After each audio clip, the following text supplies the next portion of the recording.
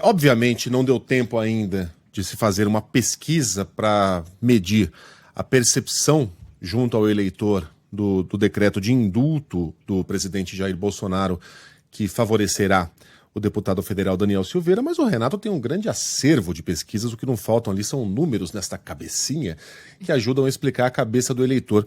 Como é que isso deve repercutir junto ao brasileiro, hein, Renato? Bom dia para você.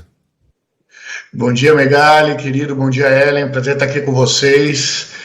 E a polêmica está quente, né? Não dava para o primeiro tema da nossa coluna após os acontecidos não ser exatamente o papel que o indulto presidencial dado ao deputado Daniel Silveira tem no eleitor. Vamos lá.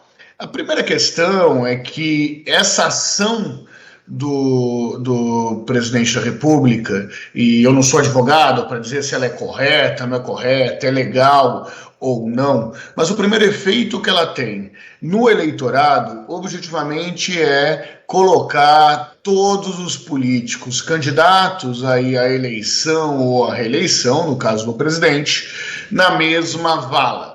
Né, como se aquele sentimento de que os políticos sempre ajudam os seus, sempre privilegiam aqueles que de alguma forma eles gostam ou têm importância para si, também acontece no atual governo, como a população enxerga que acontecia nos governos anteriores. Mas o presidente argumenta, né, Renato, que ele fez isso em nome da justiça e em nome da liberdade de expressão. Tudo ok, isso é uma completa asneira, né? O Ministério da Justiça de Bolsonaro foi atrás do empresário que foi lá e publicou um cartaz comparando o presidente com um pequi ruído, se baseando na Lei de Segurança Nacional. Então a gente definitivamente não está diante de um presidente que é um defensor da liberdade de expressão, a coisa é mais política. Mas esse discurso não pode colar?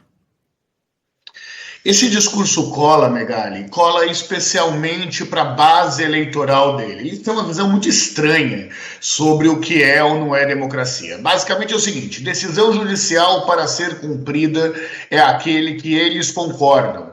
As decisões judiciais que não são do interesse e do pensamento desse grupo político são decisões, essas sim, políticas, eleitoreiras e que afrontam a liberdade. É o mesmo princípio que eles têm com relação à democracia.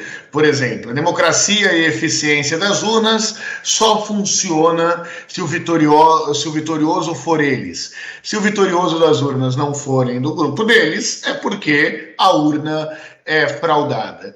É exatamente a mesma narrativa presente que leva à descredibilização de qualquer dado oficial, de qualquer instituto como o IBGE, o IPEA ou a CTN-Bio, que fala sobre as queimadas aí na Amazônia. Pô, Renato, o que tem a ver o indulto presidencial com as queimadas? Tem tudo a ver. Tem um questionamento aí sobre o que os órgãos estabelecidos de fiscalização têm ou não têm de verdade. Basicamente, a única verdade que interessa é aquela verdade que favorece a esse grupo que hoje ocupa o poder no Brasil. Não é à toa aí que eles seguem questionando as decisões do Supremo. Vale lembrar as decisões de um mesmo Supremo que, em outros momentos, quando condenavam os adversários do atual governo, era um Supremo aí festejado aos quatro ventos. Ô Renato, há pouco a Dora Kramer falava aqui o seguinte: o Megali fazia uma leitura que era assim, bom, de qualquer maneira a situação do Bolsonaro é positiva, né, porque ele do ponto de vista dele, exato, porque ele sequestra o discurso, porque ele mobiliza a sua base, dá argumento em qualquer um dos lados, né, para se sair bem. E a Dora disse assim, não sei, tenho dúvidas, porque o eleitorado dele é um eleitorado barulhento, é o eleitorado que está nas redes gritando e tal. Mas assim, a gente não viu, de fato, tomando cafezinho na padaria, o barulho, né? As pessoas não estavam fazendo barulho que, nossa, olha, condenaram o Daniel, e agora, nossa, olha, deu a graça ao Daniel. Eu quero entender isso com você. O quanto no cidadão médio brasileiro isso causa realmente uma indignação? Isso é motivo para pautar uma eleição? Não é, Ellen, mas é um bom motivo para deixar a sua torcida animada. Vamos entender que o presidente vem num processo de retomada aí da sua popularidade, tem diminuído a diferença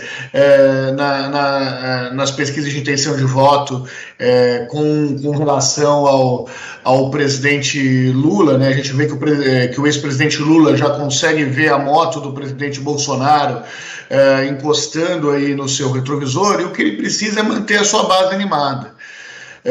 Pouco a pouco, essa base que até alguns meses atrás estava desanimada, tem retomado aí esse processo de intenção, de fazer campanha, de colocar a campanha na rua, construindo uma verdade que está longe de ser factual, simplesmente construindo uma narrativa que dê instrumentos aí para, inclusive, no futuro, descredibilizar o processo eleitoral.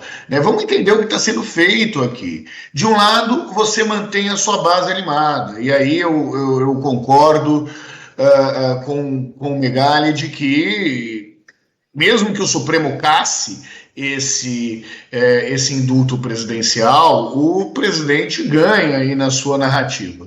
Do outro lado, ele começa a criar um caldo de risco institucional que só o favorece, que coloca a eleição, faz com que a eleição volte a ser uma eleição de um candidato anti-establishment. É muito difícil um cara que está há 4 anos no poder ser reeleito com um discurso anti-establishment. O que ele está tentando fazer é isso, é criar um outro grande adversário que não ele, para ser visto como o sistema. E um sistema que ele passa a combater aí através dessas narrativas e polêmicas criadas contra as instituições democráticas do país.